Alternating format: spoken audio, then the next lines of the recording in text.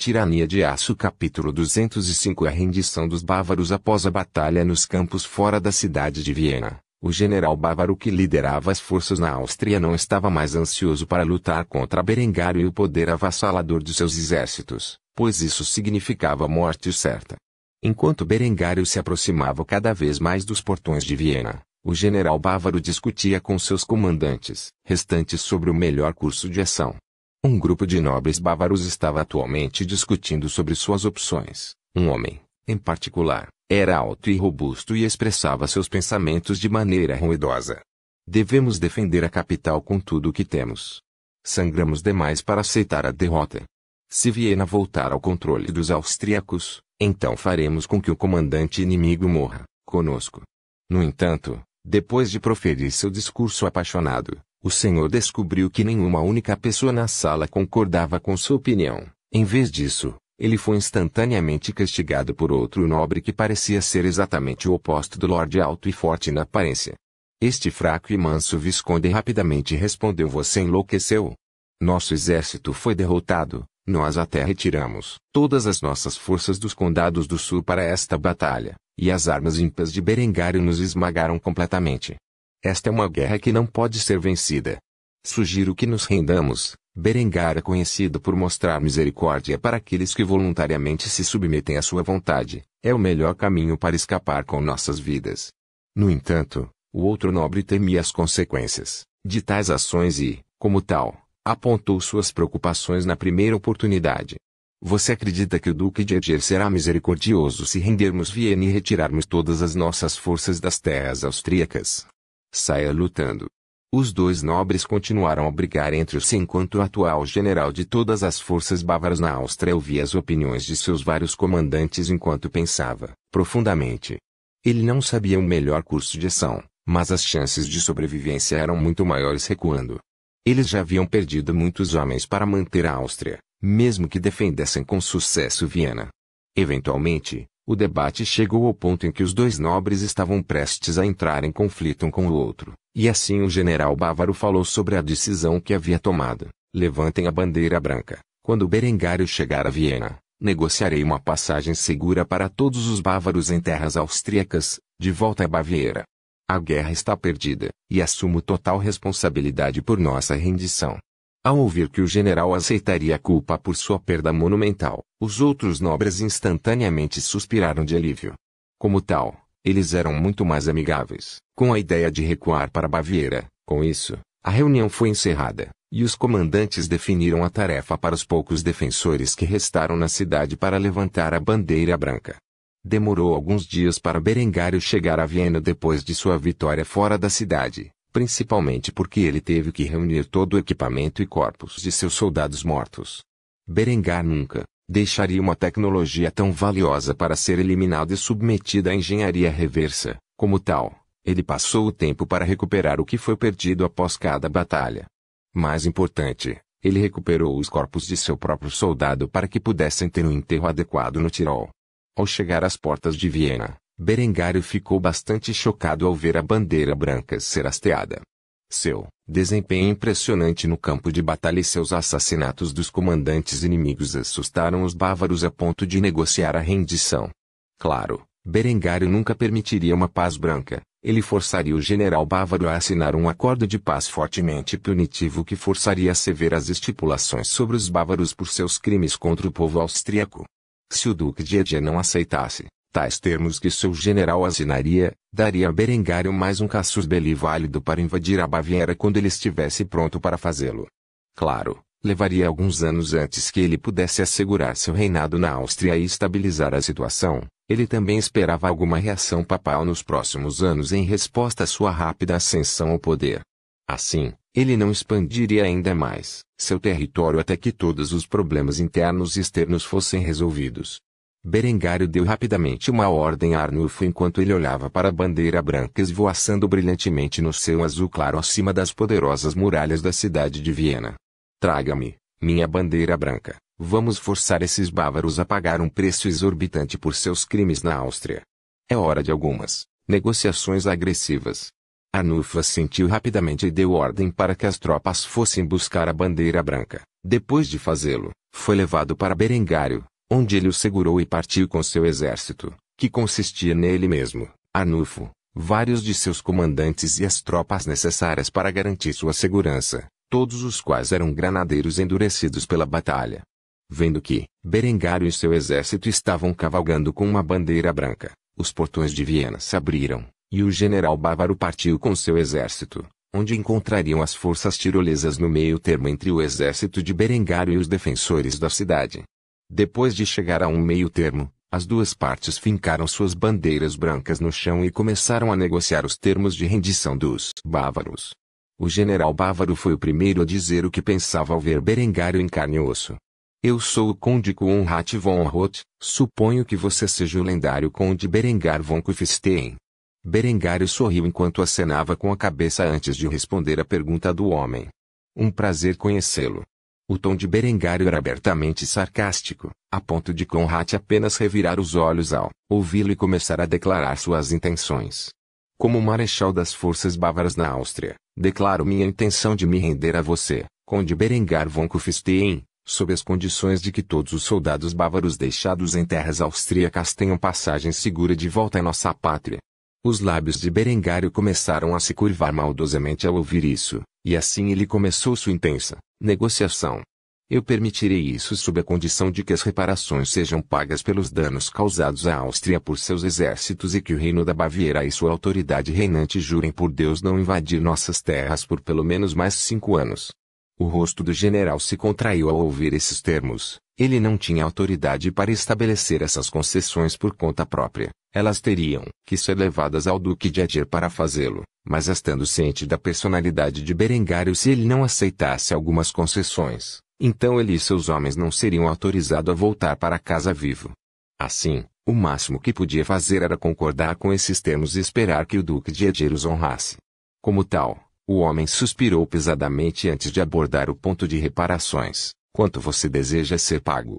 Ouvindo o homem aceitar tão facilmente os termos de Berengário e começar a negociar um preço, Berengário soube que o homem estava desesperado para voltar à Baviera e assim começou com uma cifra absurda. 100 toneladas de prata. Eu acredito que é um preço que vale a pena o dano que você causou à Áustria.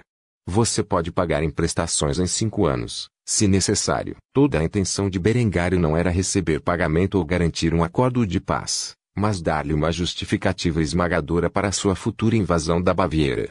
Embora a destruição dos danos causados à Áustria fosse em si justificação suficiente, ele não queria aparecer como um belicista tão cedo em sua ascensão ao poder e, portanto, precisava parecer que estava respondendo a um tratado quebrado, e não como um ato de conquista.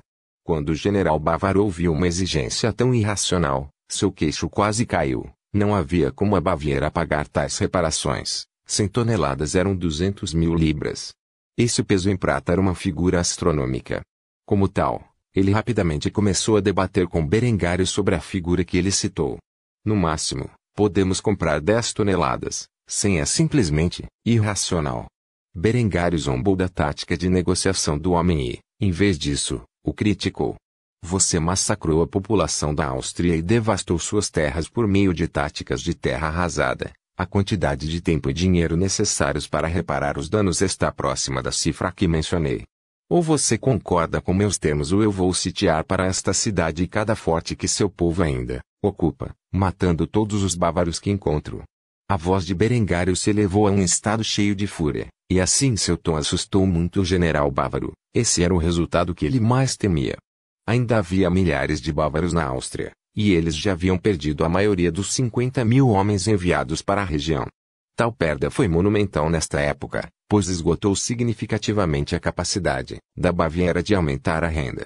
Assim, após cuidadosa consideração, o general acenou com a cabeça e suspirou profundamente.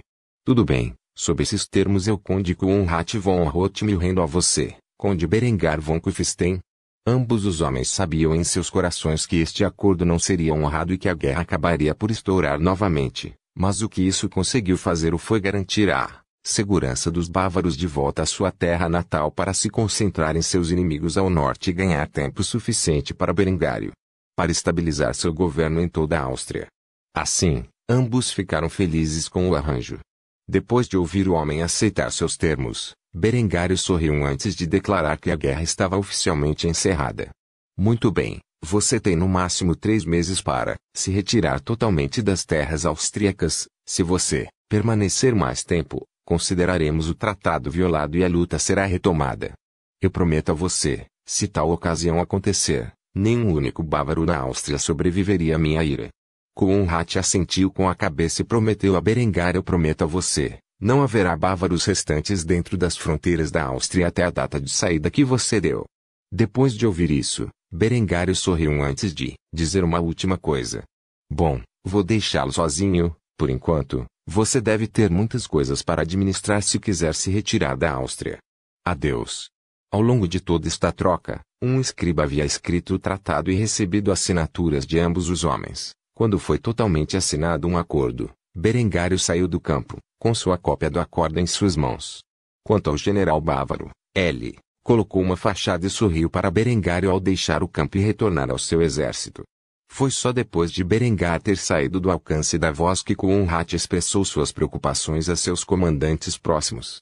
Prepare-se para uma retirada total da Áustria. Quero que todos os soldados bávaros que ainda prendem a respiração se retirem dessas terras o mais rápido possível. Um dos comandantes tinha uma expressão preocupada no rosto antes de fazer a pergunta óbvia em sua mente. O que vamos dizer a sua graça? Conrad suspirou pesadamente antes de dar a ordem. Por enquanto, não lhe diga nada, nós o informaremos de nossa rendição somente depois de nos retirarmos completamente. Com essas palavras ditas, os bávaros começaram a se preparar para uma retirada total, que significaria o fim da guerra na Áustria. Berengário e seus aliados foram vitoriosos, e o jovem conde do Tirol cumpriu sua promessa de acabar com a guerra antes que as folhas caíssem das árvores. Tirania de Aço capítulo 206 Jantar com os estrategos de Ionia. Desde a assinatura do tratado, algumas semanas se passaram e Berengário havia retornado ao Tirol. Eckhard e os outros foram notificados do tratado e interromperam seu avanço na Alta Áustria. Em contraste, Berengário voltou para casa. Eckhard permaneceria na região com um pequeno exército de 5.000 homens para garantir a retirada pacífica dos bávaros. Quanto ao resto dos soldados, eles também voltaram com Berengário para suas casas. Embora Viena estivesse assegurada, Berengário não tinha planos de se mudar para a cidade e supervisionar Conrad. Assim, ele fez um decreto mudando temporariamente a capital da Áustria de Viena para Kufstein. Sua justificativa para fazer isso era que Viena havia sido amplamente danificada durante a guerra e precisaria de tempo para se reparar antes de poder funcionar como a capital da Áustria. Por enquanto, Conrad ficou em Kufstein, sob o controle constante de Berengário. A cada dia que passava, o menino duque se tornava mais uma marionete. Ele não tinha apoiadores, enquanto Berengário era considerado o homem que libertou a Áustria da ocupação bávara e, assim, ganhou muitos apoiadores entre a nobreza do ducado. Todos sabiam que Berengário era a autoridade competente na região, mas poucos ousavam opor-se a ele apesar disso. Eles passaram a temer seu poderio militar e a extensão em que sua rede de espionagem havia se infiltrado em todos os cantos do ducado. Ninguém estava salvo do alcance de Berengário dentro dos limites da Áustria. Berengário havia começado sua transição de poder de conde para duque. No entanto, ainda levaria vários anos para conseguir isso completamente. Assim, no momento, ele estava preocupado com outras preocupações, como entreter seus convidados do Império Bizantino.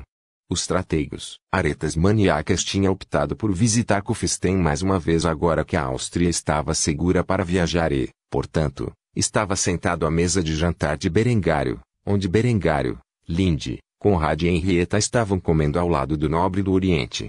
Aretas tinha negócios importantes para discutir com Berengário, especialmente considerando que o imperador o havia encarregado de indagar sobre a aquisição de armas de fogo. Como tal, tentou abordar o assunto durante uma boa refeição depois de Berengário ter consumido alguns cálices de cerveja. Berengário estava interessado em conversa fiada no início da conversa e assim perguntou casualmente sobre o imperador e a sua condição atual. Então Aretas, meu amigo, como está o imperador? Aretas apreciou completamente a comida em seu prato, enquanto pensava na resposta. Eventualmente, depois de lavar o Pichelsteiner que ele tinha como acompanhamento de seu schnitzel de porco e Spätzle com uma cerveja forte, o homem se abriu sobre alguns detalhes que giravam em torno do imperador. O imperador está um pouco estressado atualmente, Mas fora isso, ele é bom. Ouvir que o imperador estava estressado despertou a curiosidade natural de Berengário, e assim ele continuou nessa linha de diálogo. Por que o imperador está estressado? É algo sério. Ao ouvir a preocupação na voz de Berengário, Aretas rapidamente eliminou qualquer pensamento de turbulência que Berengário pudesse estar tendo sobre a vida do imperador e prontamente revelou o segredo bem conhecido. Oh, não é nada substancial, sua filha, a princesa Honoria, está apenas sendo um incômodo novamente. Seu pai havia noivo do príncipe herdeiro da França, e ela não tem interesse em se casar com o homem. Em suas próprias palavras, ela se refere a ele como uma homossexual efeminada que é completamente desprovida de ambição. Assim, ela sente que Aubry de Valois está entre os piores possíveis de todos os casamentos que poderiam ser feitos. No entanto, ela realmente tem culpa. Seu pai tentou armar para ela com mais de uma dúzia de jogos antes disso, e ela recusou todos eles. Ao ouvir isso, Berengário começou a rir consigo mesmo. Ele fez um comentário sarcástico sobre o príncipe francês ao fazê-lo. Por que não estou surpreso? Ouvindo isso, Aretas ficou confuso e questionou o comentário de Berengário. Por que você não está surpreso com o que, sentindo que havia causado um mal-entendido, Berengário decidiu esclarecer-se depois de beber de seu cálice de caveira. Acho apropriado que o príncipe herdeiro da França seja um homossexual efeminado, é tudo. Ao ouvir as palavras de Berengário, Linde imediatamente caiu na gargalhada. Mesmo nesta época, ou deveríamos dizer especialmente nesta época, o intenso rancor entre alemães e franceses não era motivo de riso. Assim Berengário aproveitou para zombar do príncipe herdeiro quando a oportunidade lhe foi apresentada. Conrad, por outro lado, estava carrancudo. Nenhuma vez o importante nobre do Oriente se preocupou em falar com ele ou mesmo reconhecê-lo apesar de ser o duque. O menino lutou para conter sua fúria interior enquanto Berengário e Aretas conversavam como se fossem homens de igual posição. Henrietta estava confusa, pois era inocente demais para saber o que era um homossexual efeminado e, portanto, não entendeu as observações sarcásticas de Berengário. Portanto, ela apenas se concentrou em comer sua refeição, como a adorável loli que ela era. Quando Aretas ouviu os comentários de Berengário, também achou muito engraçado, pois estava bem ciente do estereótipo que os alemães pensavam quando se tratava dos franceses. Assim, ele fez uma piada própria. Duvido que você estaria dizendo uma coisa não tão ousada se estivesse cara a cara com o jovem. Ouvi dizer que ele é um espadachim bastante capaz. Berengar, por outro lado, riu desse comentário e apontou para o olho como prova de seus feitos em batalha.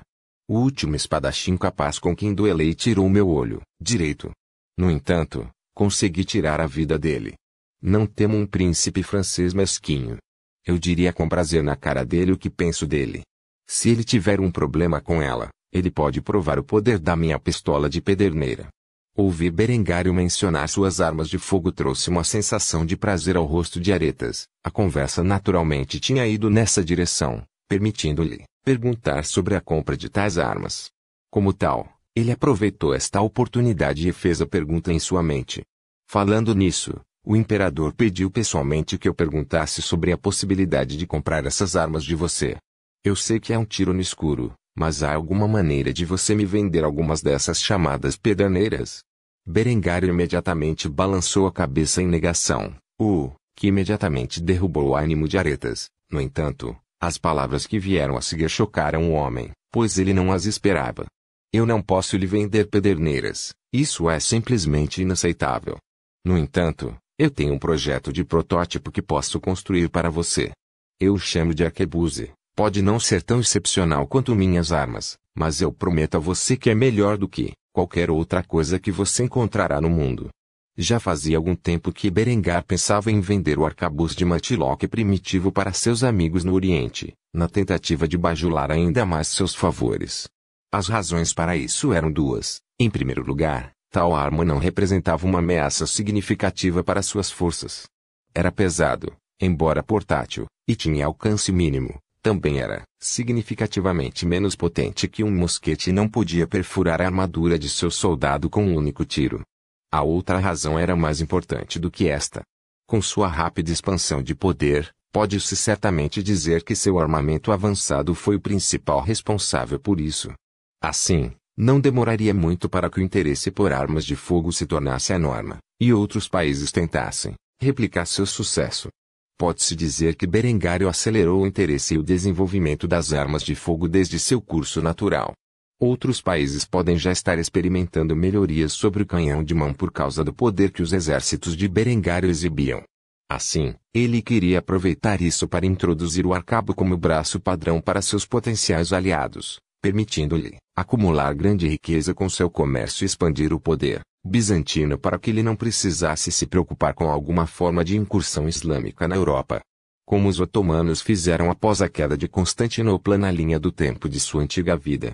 Ouvir que Berengário estava disposto a vender ao Império alguma forma de arma de fogo avançada, mesmo que não fosse tão avançada quanto as armas de seu próprio exército, despertou imediatamente o interesse de Aretas e, portanto, ele ficou mais do que feliz em negociar sua compra, pois havia recebido autoridade para fazê-lo pelo imperador. No entanto, quando ele estava prestes a perguntar sobre a aquisição de tais armas, Conrad rapidamente interrompeu fazendo birra. Absolutamente não. Eu nunca permitirei que você venda armas tão perigosas para outras regiões. E se os bizantinos nos atacassem com nossas armas? Ouvindo o menino finalmente falar, Berengar e Linde olharam para ele com intenção assassina, o que imediatamente calou a boca do garoto. Isso enfureceu muito Conrad.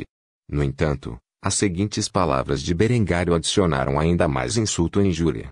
Não se preocupe com o garoto, ele não tem autoridade sobre o assunto. Eu ficaria feliz em lhe vender o arquebuse, e podemos negociar o preço mais tarde. Eu preferiria fabricar algumas das armas e demonstrar para você suas capacidades antes de concordarmos. Aretas sorriu e assentiu. Este era um pedido razoável, principalmente porque ele poderia negociar um preço mais justo quando estivesse mais informado sobre suas capacidades. Berengário foi genuinamente generoso em permitir tal exibição antes do início das negociações. Quanto a Conrad, começou a fazer birra e imediatamente questionou as afirmações de Berengário. Nenhuma autoridade? Eu sou o Duque da Áustria. Como você ousa dizer que eu não tenho autoridade? Berengar, no entanto, estalou a língua antes de castigar Conrad sobre o assunto. Vossa Graça, com todo o respeito, eu disse que você não tem autoridade sobre este assunto. O que você não tem, essas armas são propriedade do Condado do Tirol, não do Ducado da Áustria. Como inventor das armas e o Conde do Tirol, tenho a palavra final sobre se pretendo ou não vender tais armas. Ao ouvir isso, Conrad ficou estupefato. Ele honestamente não teve uma resposta para tais palavras. Mais uma vez, ele foi enganado por Berengário, a ponto de não poder mais refutar a lógica do homem. Assim, ele simplesmente começou a fazer beicinho como um pirralho mimado, não causando mais nenhum problema. Depois da pequena birra de Conrad, Berengário voltou ao assunto em questão. Peço desculpas pela interrupção. Como eu estava dizendo, você é mais do que bem-vindo para ficar em Kufstein por enquanto até que eu possa fabricar algumas amostras de teste para que eu possa demonstrar a você o que uma unidade armada com essas armas é capaz de fazer. A partir daí, podemos negociar um bom preço pelas armas e quantas você deseja comprar. Aretas rapidamente concordou com esses termos e acenou com a cabeça antes de responder: não há problema, eu ficaria feliz em ficar em Kufstein por enquanto. Tenho certeza que quando eu voltar ao Império com suas armas, o Imperador ficará satisfeito com os resultados. Com as negociações para o comércio do arquebus interrompidas, o grupo de nobres e mulheres voltou para a refeição e aproveitou o resto da noite. Amanhã Berengar faria um pedido de 30 arquebus. Ele então teria alguns de seus soldados testando-os na armadura de padrão de espelho comumente emitida para os bizantinos e seus inimigos. Tirania de Aço capítulo 207 Uma invenção inesperada. Depois do jantar, Berengário tomou banho com seu amante antes que os dois voltassem para seus aposentos. Como de costume, depois de voltar do campo de batalha, eles passaram um bom tempo fazendo amor todas as noites por semanas a fio. Eventualmente, o casal adormeceu nos braços um do outro. Quando o sol nasceu pela manhã, Berengar mais uma vez se envolveu em sua rotina matinal padrão. Ultimamente, Linde vinha se juntando a ele para uma parte do exercício. Desde que ela deu à luz Hans, ela começou a se esforçar para perder o peso do bebê e, mais uma vez, ela estava em perfeitas condições, embora isso não significasse por um momento que ela iria parar sua rotina diária. Depois de terminar o exercício, o casal tomou banho juntos antes de tomar o café da manhã. Quando eles terminaram, eles seguiram caminhos separados para o dia. Berengário teve que visitar Ludwig e fazer um pedido para que o arquebuse fosse vendido aos bizantinos em breve. Quanto a Linde, ela teve que gerenciar a rede espia e coletar informações sobre questões específicas em questão. Agora, mais do que nunca, ela estava cheia de trabalho, pois seus esforços eram críticos para estabilizar a ascensão de Berengário ao poder. No entanto, isso era uma história para outra hora. Berengar desceu rapidamente do castelo e entrou na cidade florescente abaixo, ladeado por seus guardas da casa. Quando se aproximou do escritório de Ludwig, fez sinal para que ficassem para trás antes de entrar na instalação e bater nos aposentos do velho. Depois de bater algumas vezes, Ludwig abriu a porta. Ele parecia mais abatido do que o normal, como se tivesse passado 3 dias inteiros trabalhando em algum projeto desconhecido. Quando o homem viu Berengário sorrindo parado em sua entrada, esfregou os olhos algumas vezes para ver se estava presenciando a realidade. Depois de perceber que o que ele viu era realmente a verdade, ele exclamou com choque: Sua Excelência! Eu estava prestes a avisar que tenho algo para lhe mostrar. Entre rapidamente, entre. Vendo a expressão excitada no rosto cansado de Ludwig, Berengário não pôde deixar de se divertir e, como tal, entrou no escritório apenas para perceber que estava cheio de pedaços de papel que pareciam desenhos de plantas. Assim, sua curiosidade foi instantaneamente despertada. Diga-me, Ludwig, o que é tão importante que você deve abandonar o sono? Ludwig estava muito excitado para responder imediatamente à pergunta de Berengário e, assim, vasculhou uma variedade de plantas em sua mesa antes de encontrar a certa. Depois de pegá-lo, jogou os outros papéis da mesa e estendeu o arquivo pela superfície para que Berengar pudesse testemunhar sua mais nova criação. Quando Berengário olhou para as plantas, ficou completo e totalmente chocado.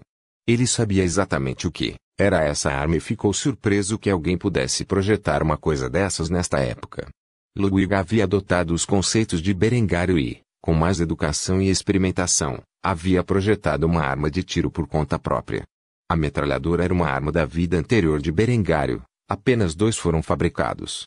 No entanto, para a época em que foi projetado, era praticamente uma metralhadora. Era uma peça de artilharia de pederneira que usava um cilindro giratório que podia levar de 6 a 11 tiros carregados e disparava uma taxa de 9 tiros por minuto.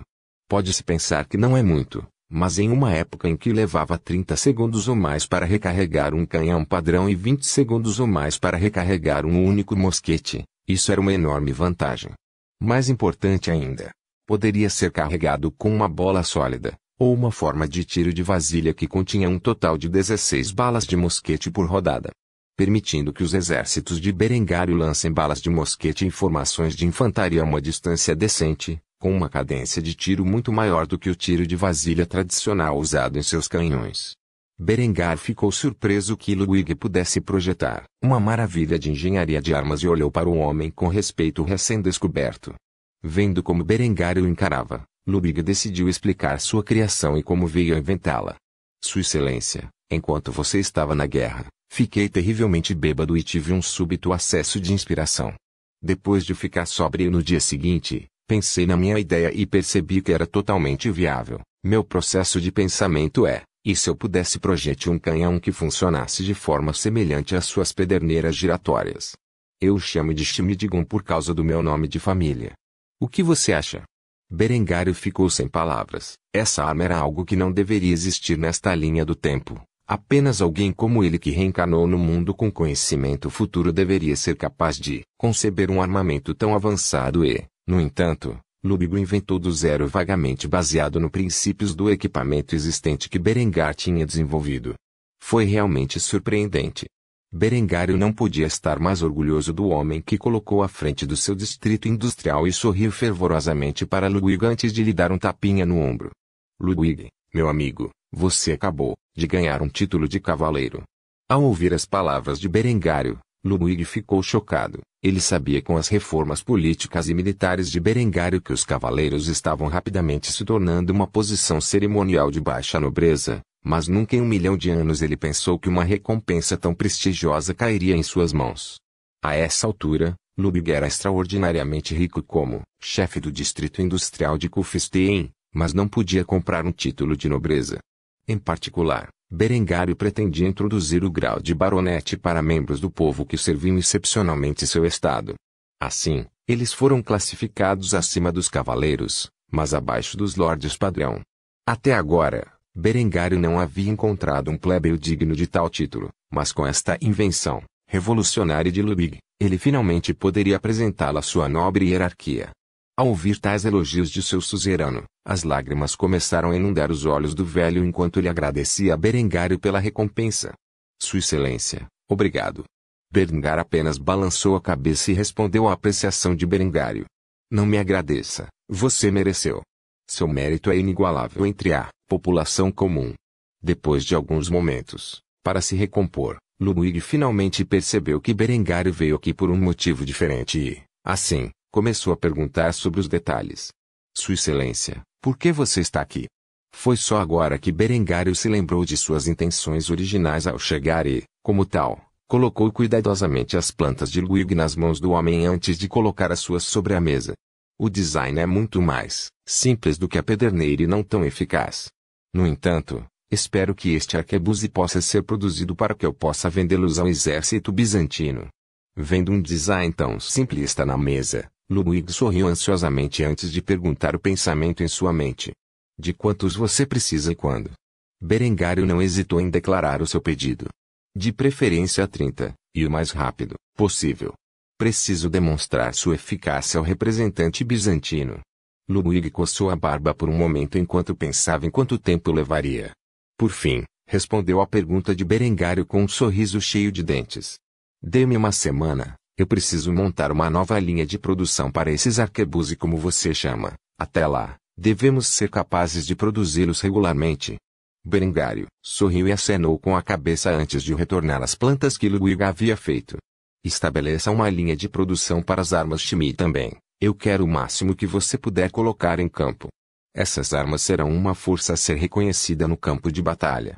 Ver como Berengário estava ansioso para implementar essas novas armas que ele desenvolveu trouxe um sorriso ao rosto do velho, e ele, rapidamente deu um sinal de positivo para Berengário antes de proclamar com orgulho. Deixe comigo. Ficarei feliz em produzir o máximo que puder, espero que eles tragam glória ao nosso reino. Assim Berengário deu um último conselho. Descanse um pouco, Ludwig, você merece, todo o resto é secundário à sua saúde. Ao ouvir que Berengário se preocupava com sua condição, Ludwig quase desatou a chorar. No entanto, ele conseguiu sufocá-los antes de responder com um sorriso largo. Não se preocupe, Excelência, vou dormir um pouco depois de dar as ordens para montar as linhas de produção. Berengar assentiu antes de sair pela porta. Ele ainda tinha várias coisas para revisar durante o resto do dia. Ou seja, ele teve que visitar Ludolf e verificar o progresso de sua reforma. Ele estava em guerra há muito tempo e não tinha dado atenção suficiente à disseminação de sua nova religião. Enquanto caminhava em direção à capela local, Berengário começou a se perguntar se algum de seus outros subordinados excepcionais o surpreenderia com inovações significativas. Só o tempo diria. Uma coisa certa era que Ludwig era um engenheiro excepcional para os tempos em que se encontrava, e Berengar pretendia ajudar o homem em seu caminho. Infelizmente, Ludwig já era um homem velho e provavelmente não serviria por muitos anos adicionais. Assim, a necessidade de educação pública e a promoção de indivíduos excepcionais eram mais importantes do que nunca na mente de Berengário. Por favor, certifique-se de verificar meus outros